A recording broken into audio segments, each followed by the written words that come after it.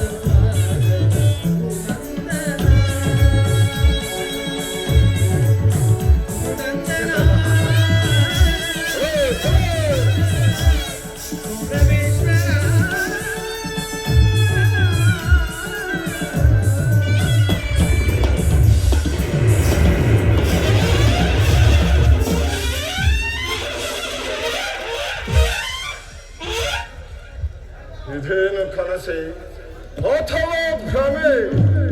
ಇಲ್ಲ, ಇದು ಎಲ್ಲ ಕೃಷ್ಣನ ಮಾಯೆ. ಕೃಷ್ಣ, ಈ ನಿನ್ನ ಮಾಯಾಜಾಲಕ್ಕೆ ಬೆರಗಾಗುವನಲ್ಲ ಈ ಚಂದ್ರಕುಲ ಚಂದ್ರೇಶ್ವರ.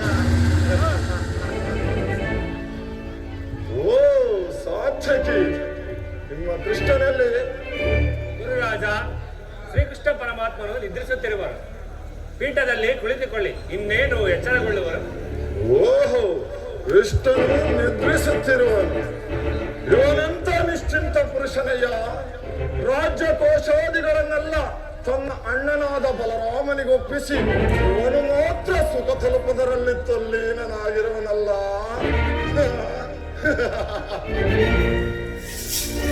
ಇರಲಿ, ನಾನು ಬಂದ ಕಾರ್ಯವನ್ನು ಸಾಧಿಸಿಕೊಂಡೇ ಹೋಗುತ್ತೇನೆ.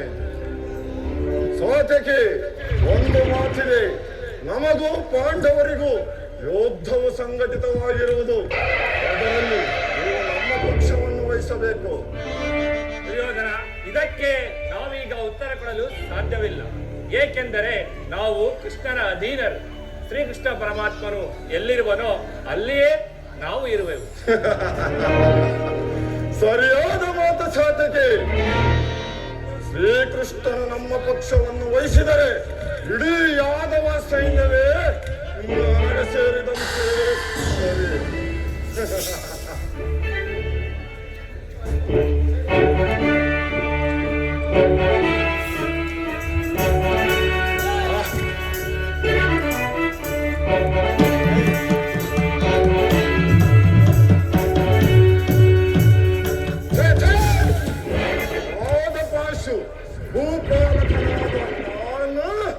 ಈ ಗೋಪಾಲಕನ ಪದದಡಿಯಲ್ಲಿ ಅಸಂಭವ, ಗುರುಕುಲಕ್ಕೆ ಅಗೌರವ, ನನಗೆ ಯೋಗ್ಯವಾದ ಪೀಠ ಅಲ್ಲ.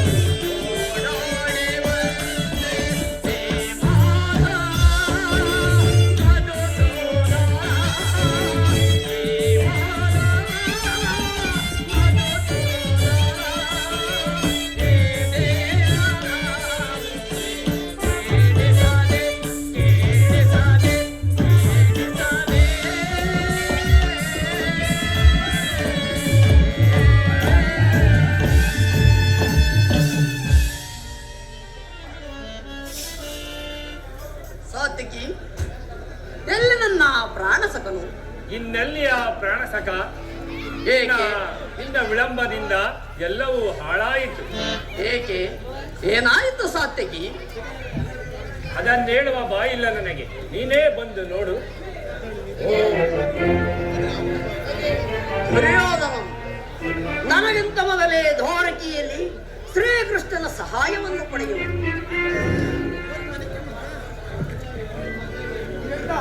ಇದೆಂತಹ ವಿಡಂಬನೆ ಪಾರ್ಥ? ಇದು ವಿಡಂಬನೆಯಲ್ಲ ಸಾತ್ವಿಕಿ, ಪಾಂಡವರ ದುರ್ದೈವ. ಅಥವಾ ನಾವು ಮರುಗುವುದಾದರೂ ಹೇಗೆ? ಕೌರವರು ನಮ್ಮ ಅತ್ತೆಯರಲ್ಲವೇ? ವಾಸುದೇವನ ಕುಮಾರ ದೃಷ್ಟಿಯು ಅವರ ಮೇಲೆ ಬಿದ್ದರೆ ಅದು ನಮಗೆ ಆನಂದದ ವಿಷಯ. ಯುಧಿಷ್ಠರನು ತನ್ನ 4 ಸಹೋದರರು ಮತ್ತು ಪಾಂಚಾಲಿಯ ಸಂಗಡ ಮತ್ತೊಂದು ಸಾರಿ ಚಿರದಿನದ ಸಲುವಾಗಿ ವನವಾಸಕ್ಕೆ ತೆರಳಿದರು. ಅರ್ಜುನ, ನನ್ನನ್ನು ನೋಡಿ ನಿನಗೆ ಅಸಮಾಧಾನವೇ? ನೀನು ದ್ವಾರಕೆಗೆ ಪ್ರಯಾಣ ಮಾಡಿದೆ ಎಂದು ಕೇಳಿದ ಬಳಿಕ ನಾನು ಅಲ್ಲಿಂದ ಹೊರಟಿದ್ದು ನನ್ನ ಸುದೈವ ಬಲದಿಂದ. ಮೊದಲು ನಾನು ಇಲ್ಲಿಗೆ ಬಂದೆ.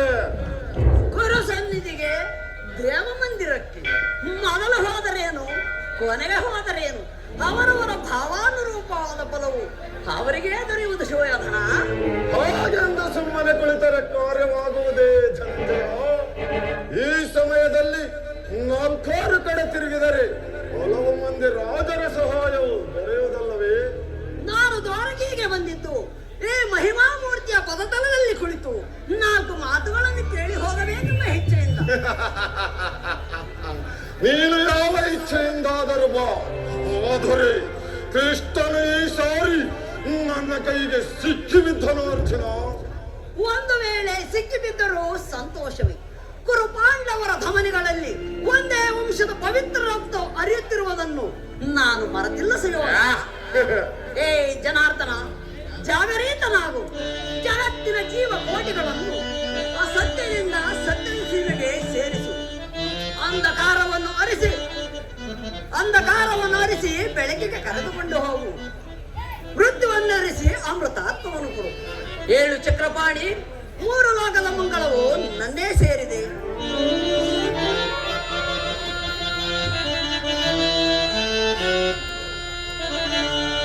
ಕಣ್ಮುಚ್ಚಿ ಮಲಗಿರುವೆ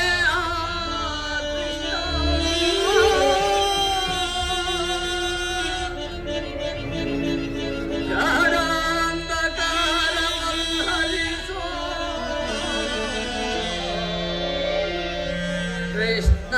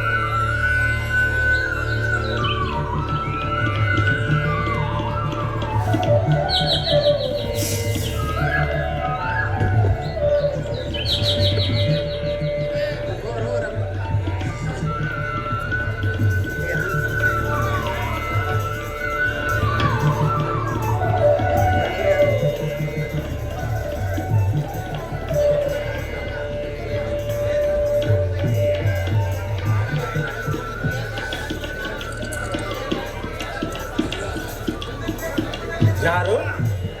ಧನಂಜಯ ಬಂದು ಎಷ್ಟೊತ್ತಾಯಿತು? ಎಲ್ಲರೂ ಕುಶಲವೇ? ಚೇಚೆ, ಚರಣದಡಿಯಲ್ಲಿ ಏಕೆ ಕುಳಿತ ಪಾರ್ಥ? ಆ ಪಾರ್ಶ್ವದಲ್ಲಿ ಪೀಠಗಳಿರಲಿಲ್ಲವೇ? ವಾಸುದೇವ, ನಿನ್ನ ಚರಣದಡಿಯೇ ನನಗೆ ಯೋಗ್ಯವಾದ ಸ್ಥಾನವಲ್ಲವೇ ಪರಮಾತ್ಮ? ವಾಸುದೇವ, ಯಾರು? ಕುರುರಾಜ, ಗುರುಚಕ್ರೇಶ್ವರ, ಸೌಖ್ಯವೇ? ಸಮಾಚಾರವೇನು?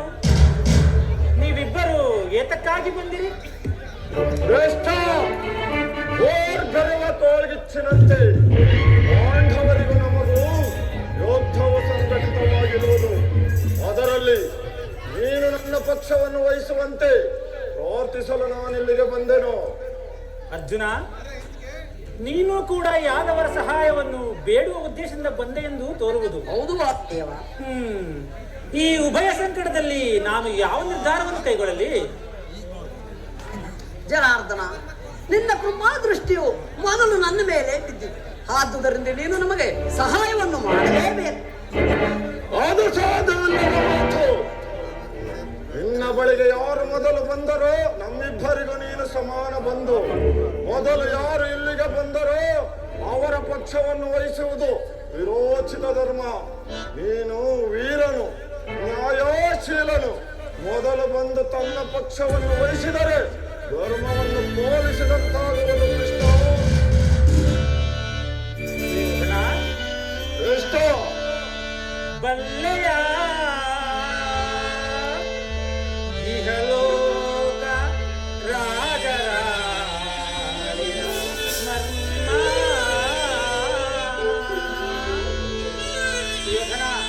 ಕೃಷ್ಣ,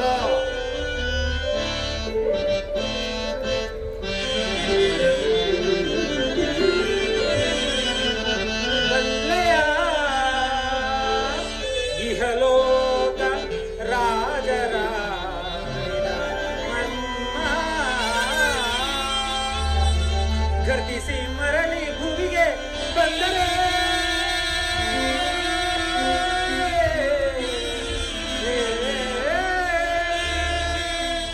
ಸ್ಥಿರವಿಲ್ಲದ ಮಾನವ ಆಸೆಯೇನು?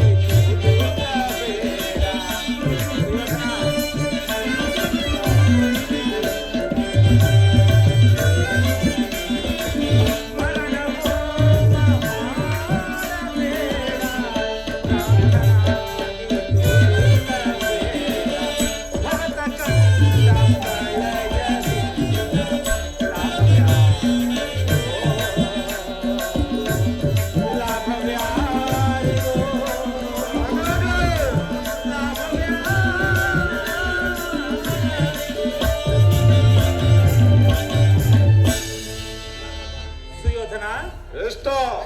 ನೀನು ಮೊದಲು ಬಂದ ಎಂಬ ವಿಚಾರದಲ್ಲಿ ನನಗೆ ಯಾವುದೇ ಸಂಶಯವಿಲ್ಲ. ಆದರೆ ನಾನು ನಿದ್ರೆಯಿಂದ ಎಚ್ಚರಗೊಂಡಾಗ ಮೊದಲು ಪಾರ್ಥನನ್ನು ಕಂಡೆ. ಕಂಡ ಮಾತ್ರಕ್ಕೆ ಪಾರ್ಥನು ನಿನಗಿಂತ ಇರಬಹುದು. ತನಗೆ ಬೇಕಾದುದನ್ನು ಮೊದಲು ಕೇಳುವ ಅಧಿಕಾರ ಈತನಿಗಿರುವುದು. ಆದರೂ ನಾನು ನಿಮ್ಮಿಬ್ಬರಿಗೂ ಸಹಾಯ ಮಾಡಬೇಕಾಯಿತು. ಈಗ ಕೇಳಿರಿ, ಅಪ್ರತಿಮ ವೀರಭಟರಿಂದ ಕೂಡಿದ ಯಾದವ ಅಕ್ಷೋಹಿಣಿ ಸೈನ್ಯ ಒಂದು ಕಡೆ, ಯುದ್ಧ ವಿಮುಖನು ನಿರಸ್ತ್ರನೂ ಆದ ನಾನು ಮತ್ತೊಂದು ಕಡೆ. ಇವೆರಡರಲ್ಲಿ ನಿಮಗಾವುದು ಬೇಕು? ಎದುಕಲು ಚೂಡಾಮಣಿ, ನಾನು ನಿನ್ನನ್ನೇ ಅಪೇಕ್ಷಿಸಿದನು. ನಿರಸ್ತ್ರನು ನಿರಾಯುಧನು ಈ ಕೃಷ್ಣನಿಂದಾಗುವ ಪ್ರಯೋಜನವಾದರೆ ಏನು? ಕೃಷ್ಣ, ಪಾಂಡವರ ರಕ್ಷಣಾ ಭಾರವನ್ನು ನೀನೇ ವಹಿಸಿಕೊಳ್ಳುವಂತೆ ನನ್ನ ಗುರು ಬಲರಾಮರ ಸಹಿತ ನಿನ್ನ ನಾರಾಯಣ ಅಕ್ಷೋಹಿಣಿ ಸೈನ್ಯವೇ ನನ್ನ ಪಕ್ಷ ವಹಿಸಲೇ. ಭಲೆ ಭಾವ, ಭಲೆ. ಪರಾಕ್ರಮಕ್ಕೆ ತಕ್ಕುದಾದುದನ್ನೇ ಕೇಳಿಕೊಂಡೆ. ನಡೆ ಭಾವ, ಸೈನ್ಯಕ್ಕೆ ಆಜ್ಞೆ ಮಾಡುವೆನು. ಹರೇ ಕೃಷ್ಣ, ಬರುತ್ತೇನೆ.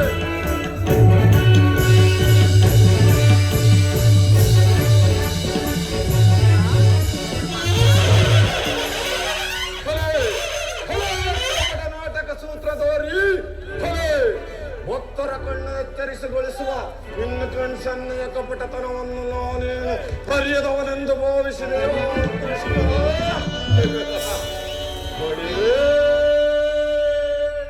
ಏನಿದು ಕಣ್ಸನ್ನೆಯ ಕಪಟ ಮೋಸ? ಎಷ್ಟು ಹೊಳಿರೇ, ಏನಿದು ಕಣ್ಸನ್ನೆಯ ಕಪಟ ಮೋಸ? ಭರತ ಕಂಡ ಸ್ವತಂತ್ರ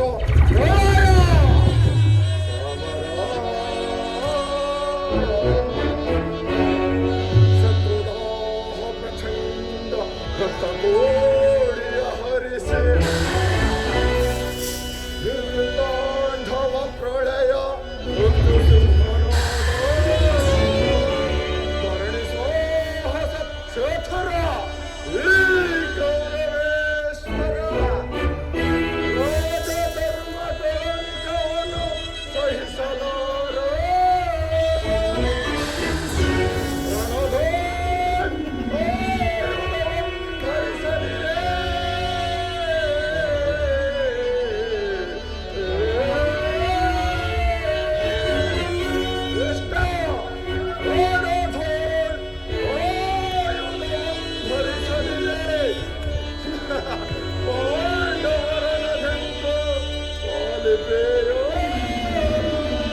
ನೋಡುವೆನು ನಿನ್ನ ಪಂಥ ತಂತ್ರ ನಿಪುಣ ಅವತಾರ ಪುರುಷ ಮುಕುಂದ.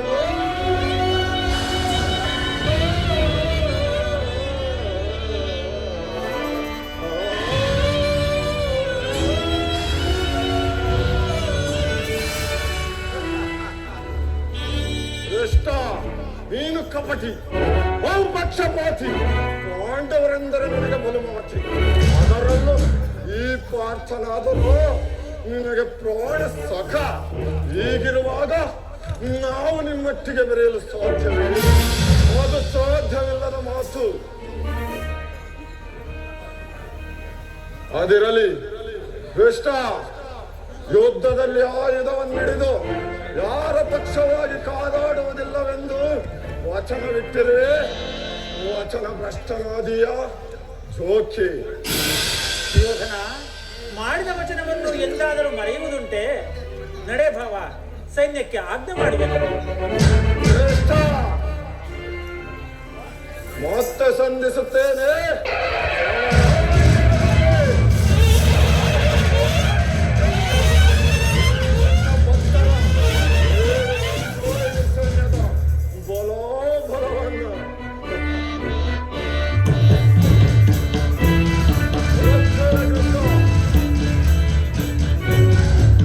ಈಗ ನನ್ನ ಕಾರ್ಯವು ಸಾರ್ಥಕವಾಗಿದೆ. ವಿಜಯಲಕ್ಷ್ಮಿಯನ್ನು ನಮ್ಮ ಕೈ ಸೇರಿದೆ. ಆರ್ಯಾವರ್ತ ದೇವಗಿ ಶ್ರೇಷ್ಠನು, ನನ್ನ ಪ್ರಾಣ ಸಮಾನ ಬಂಧುವೂ ಆದ ಭಗವಾನ್ ವಾಸುದೇವನು ನನ್ನ ಸಾರಥಿಯಾಗಲು ಸಮ್ಮತಿಸಲು ಯಾದವಾಗ್ರಣಿಯು ಪಾಂಡವರ ಪಕ್ಷವನ್ನು ವಹಿಸಿದರು ಎಂದು ನನ್ನ ದ್ವಾರಕಿ ಯಾತ್ರೆಯು ಸಫಲವಾಯಿತು.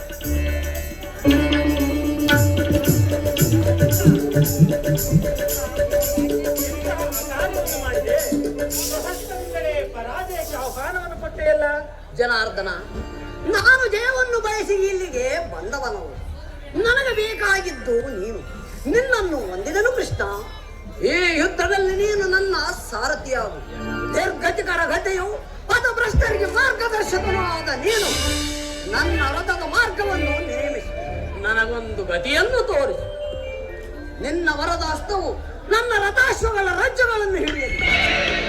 ಆಗ ನಾನು ನೋಡುವೆನು, ಶತ್ರುಗಳು ನೋಡುವರು, ಜಗತ್ತು ನೋಡುವುದು. ಸೃಷ್ಟಿಕರ್ತನ ಕೈಯಲ್ಲಿ ಶಾಸನ ದಂಡವು ನಡೆಯುವುದು. ನಿಯತಿಯ ವಕ್ಷದಲ್ಲಿ ಮಾನವನ ಜೀವನದ ವಿಶ್ರಾಂತಿಯನ್ನು, ಧರ್ಮದ ಚಿರಪಟ್ಟದಲ್ಲಿ ಪುಣ್ಯವು ಪ್ರತಿಷ್ಠಿತವಾಗುವುದನ್ನು.